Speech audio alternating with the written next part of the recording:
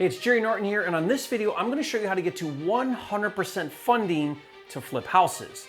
Now, this is really critical. It's a big deal because in the beginning, when you start flipping, you probably don't have all of the capital to fund the deals. And as you start to scale and do more deals, you also run into a capital issue because you have to service and carry those multiple deals. So the goal here is to get to 100% funding. This is what the industry does. This is pretty normal for flippers, is to go out and figure out how to raise all of the capital to do their deals. I'm gonna show you how to do that. I'm also gonna show you how I can fund all of those deals for you, again, with 100% capital, none of your money in the deal. So this is pretty cool, so check this out. The way that this typically happens is a flipper is gonna go out and they're gonna raise a combination of hard money, or HML, and they're gonna combine that with private money, or PML. Now, why are there two different types of funding sources? Well, first of all, what's the difference? Hard money is institutional money. It's somebody that went out and they raised a fund, they got investors to come into the fund, they take that money and they turn around and they lend it to you and me to flip houses, okay? So they're highly regulated. The FCC is involved. You have to make sure that you're licensed and follow all of these rules to become a hard money lender. Why? Because you're taking people's money and you're reinvesting it by lending it out to flippers. So that's hard money. Now, hard money is going to require that you have some skin in the game. If you're brand new to the business, they're going to want you to put 20% down onto the deal, plus other fees that I'll get to in a minute. As you gain experience, a lot of hard money lenders will let you put just 10% down, so that because you have some experience now, so their exposure is a little bit lower.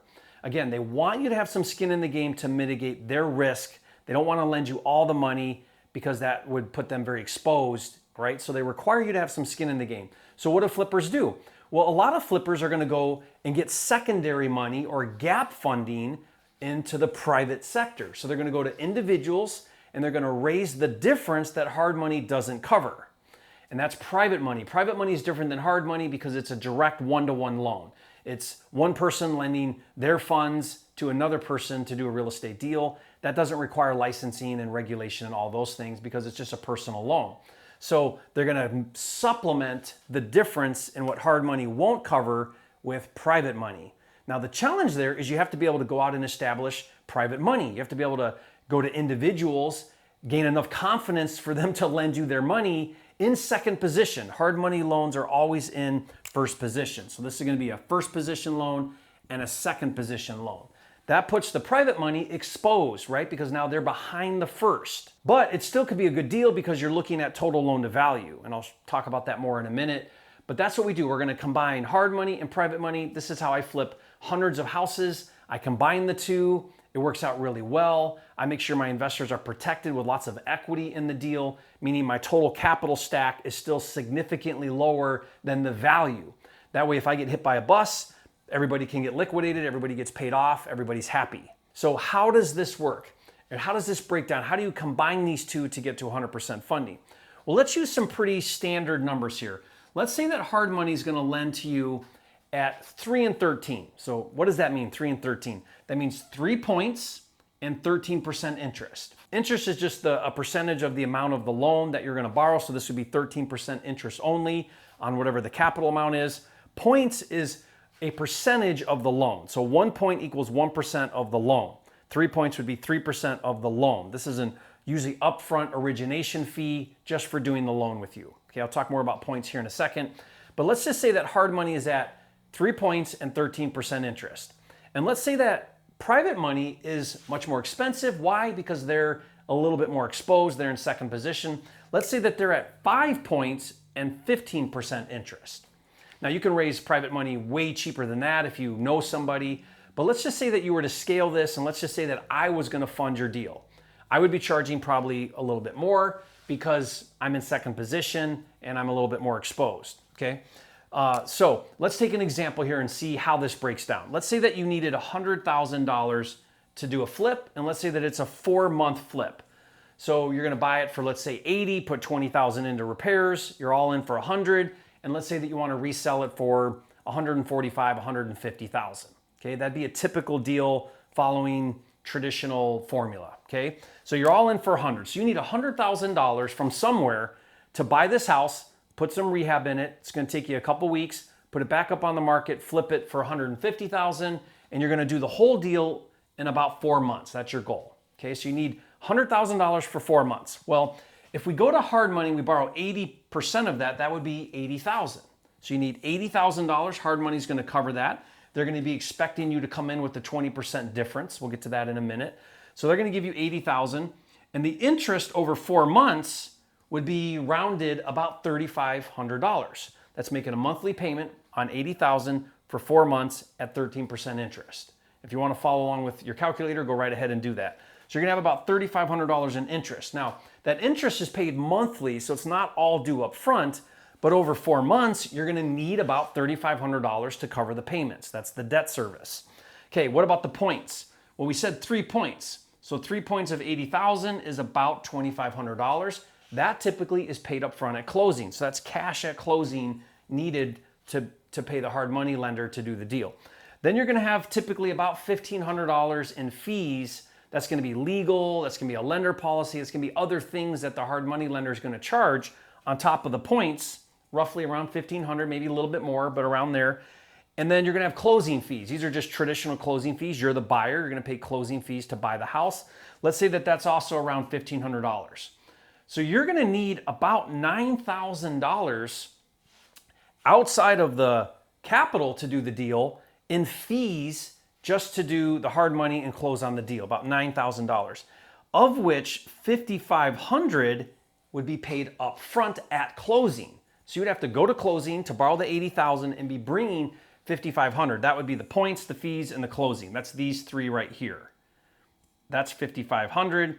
The $3,500 you're going to need spread out over 4 months, making those payments for a total of $9,000. Okay, you with me? All right, now, that doesn't mean we've got all the deal funded. That's only 80% or $80,000 of the deal in this example. So then let's say that we go to private money and we're like, hey, private money, I need $20,000. That's the difference not covered by hard money to get into this deal. But now what we're going to do is we're going to borrow additional capital from private money to cover all of our fees on the hard money side. So we're going to be borrowing $29,000, $20,000 in the down payment amount because we need $100,000. So $20,000 there, plus another $9,000 that we're going to use to pay all of these fees. I call the $9,000 that we borrow from private money financing your financing, right? Because you're going to borrow additional funds to cover all of that. So you're going to borrow $29,000 instead of $20,000, and that's going to cost you over 4 months about $1,500 in interest at 15%. Remember, we're going to do 5 points, 15%, and you're going to have about $1,500 in points to the private money lender. So for $3,000, it costs you to borrow $29,000, which gets you into the deal with hard money at 3 and 13. Okay, so adding all of this up here, we have $3,000 in private money. We're going to defer that. That's called deferred, meaning it accrues, but we don't pay the $3,000 to the private money until when? Until we sell it for $150,000. Then we would be paying back $29,000 to private money plus $3,000 in fees. We'd be paying back $80,000 to the hard money for a total of $9,000 in fees. And this is how you flip houses with 100% funding. Now here's the problem. Here's the problem everybody runs into. How do I get the $29,000? This isn't so hard. There are hard money lenders in every market. This is actually pretty easy if you've got a good deal. Now it's got to be a good deal. This is where everybody screws up. They're like, oh, hard money doesn't like my deal. Well, it's because it wasn't a good deal. Make sure you're buying deep enough. If you're going to flip houses, the way that you do it safely is to make sure you've got a nice spread on the deal so you make a profit. I've never not gotten funding for deals if it was a good deal. Now, I've not gotten funding for deals that were not good deals, but every deal I've gotten that's a good deal, I can go get the money for it, both on the hard money side and the private money side. So this is the challenge right here, $29,000. And what a lot of flippers do, like I told you, including myself, is I'll go raise the hard money. That's institutional, it's there, it's available, it's ready in every single market. But then the tricky part, the part where everybody struggles with, rightfully so, is the PML side. How do I find PML? Who are they? How do I build trust with them? How do I build rapport with them? How do I convince them to be okay in a second position because my deal's so good? How do I do all of that? And how do I scale all of that? Well, check this out. What if what if you could go to one place and it combined the two? What if you could go to one underwriting, one qualification process, and they would give you the hard money side? They would do that first position loan for you at these rates, let's say.